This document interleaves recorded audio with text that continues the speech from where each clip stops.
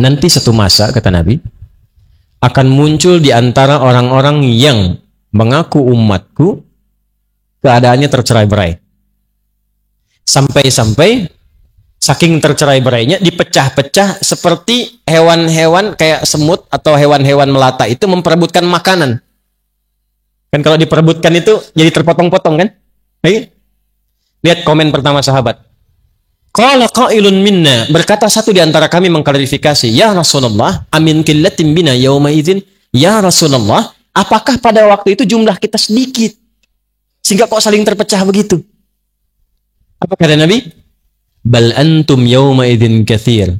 Justru kalian itu pada waktu itu umat Islamnya itu lebih banyak dibandingkan dengan sekarang. Coba sensus. Zaman Nabi selesai tugas kurang lebih ada 12.000 sahabat. Sekarang di Indonesia saja umat Islam paling besar di dunia. Kalau 300 juta, misal 90%-nya Muslim itu udah 270 juta. Jauh bedanya. Di Pakistan berapa? India berapa?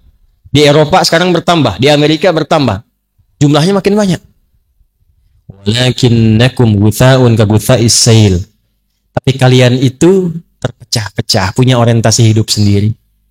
Nggak kenal dengan kawan, nggak saling mengisi lagi, dan yang paling celaka nggak ingat akhirat. Unza'ul mahabbatu min qulubi aduwikum wa yuj'alu fi qulubikumul wahn. Pada masa itulah kemudian, maaf, orang-orang itu sudah tidak ada sungkan lagi dengan orang Islam. Paling-paling sedikit reaksi selesai. Umat Islam paling-paling begini selesai. Siapa tuh tokohnya? Udah aja kasih mobil A, selesai. Siapa di sana? Udah kasih pekerjaan begini, proyek, selesai. Wa yuj'alu fi qulubikumul wahn. Dan banyaknya umat Islam, maaf, jumlahnya makin banyak, terpecah-pecah, yang bahaya, tertanamlah pada diri sebagian muslim itu penyakit wahan. Ini inti materi kita yang akan kita bahas pada malam hari ini. Wa man wahnu ya Rasulullah? Apa itu wahan yang mencelakakan ya Rasulullah? Wahan itu nanti bahayanya, di dunianya seakan sejahtera, padahal dia sedang terancam dalam kehidupan akhiratnya saat pulang. Apa itu? Hubbud dunya wa karahiyatul maut. Hubbud dunya wa karahiyatul maut. Tertanamlah pada diri sebagian orang Islam itu sifat mencintai dunia yang terlampau kuat, sehingga tidak siap untuk pulang ke akhirat. Pelan-pelan ya. Sikap mencintai dunia yang kuat sehingga tidak memiliki kesiapan bekal yang cukup untuk pulang ke akhirat. Nih, gampangnya contohnya begini. Contoh. Maaf ya. Kalau sholat itu untuk dunia apa akhirat? Dunianya ada, tapi bekal utamanya untuk akhirat. Sholat itu ibadah ritual, berkahnya untuk dunia. Di antara berkahnya misal tanha anil fahsya'i wal munkar. Orang sholat pasti merubah dirinya jadi lebih baik. Yang kedua, orang sholat akan lebih tenang hatinya. Itu berkahnya.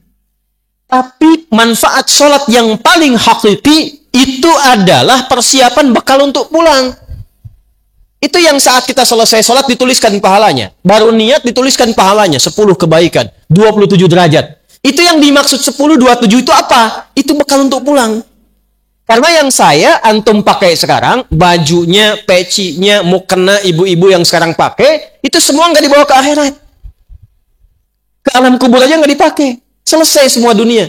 Yang dibawa pulang hasil dari sholatnya. Itu yang disebut pahala oleh kita. Nah cuman nanti kata Nabi, ada satu masa, orang nggak ingat pulang. Jadi yang dicari dunia semua.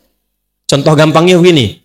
Anda pilih mana kalau sedang ada Jumatan, Anda ditawari pekerjaan, gajinya 100 juta per bulan, tapi harus meninggalkan Jumat. Pilih mana? 100 juta tidak Jumatan atau 100.000 Jumatan?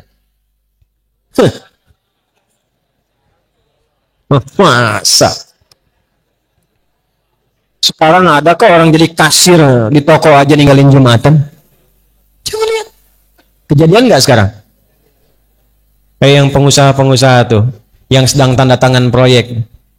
Saya tanya tuh, ada proyek nilainya 150 miliar, ditanda tangan pas waktu Jumat.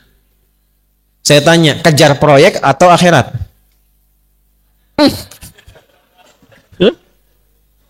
Tuh. Ini masalah kita. Kan tadi sudah kita sadar, dunia itu sudah terukur. Semua sudah diatur. Kita Jumatan pun gak kehilangan rezeki kita. Sudah teratur. Yang belum jelas itu adalah bekal kita untuk pulangnya. Maka dari itulah kita mesti belajar penting saat ini, apa yang harus dilakukan saat masa-masa itu tiba.